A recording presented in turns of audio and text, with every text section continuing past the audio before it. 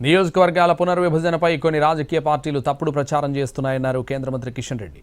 త్వరలోనే దేశంలో జనగణన జరగబోతోందని, అసెంబ్లీ, పార్లమెంట్ స్థానాల పునర్విభజన కూడా జరుగుతుందని స్పష్టం చేశారు. ఇప్పుడున్న స్థానాల్లో ఏ ఒక్క సీటు తగ్గకుండా అసెంబ్లీ, లోక్సభ స్థానాల పునర్విభజన జరుగుతుందని చెప్పారు ఆయన. ఏ రాష్ట్రంలో అయినా ఒక్క సీటును కూడా తగ్గించే ఆలోచన తమకు లేదన్నారు. నియోజకవర్గాల పునర్విభజన చేసి పార్లమెంట్ ఎన్నికల నాటికి మహిళల రిజర్వేషన్లు అమలు చేస్తామని చెప్పారు కిషన్ రెడ్డి.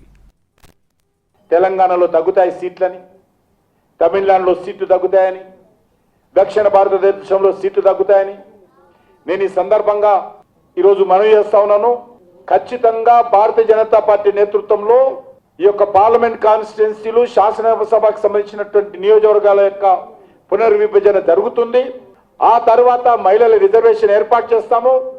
కానీ ఏ రాష్ట్రంలో కూడా ఒక్క సీటు తగ్గకుండా కేంద్ర ప్రభుత్వము ఆ రకమైనటువంటి పరిధిలోనే ఇప్పుడు ఉన్నటువంటి సీట్లలో ఒక్క సీటు తగ్గకుండా ఈరోజు ఈ యొక్క శాసనసభ, పార్లమెంట్ కాన్స్టిట్యున్సీల యొక్క పునర్విభజన జరగబోతుందనే విషయాన్ని మనం చేస్తా ఉన్నాను.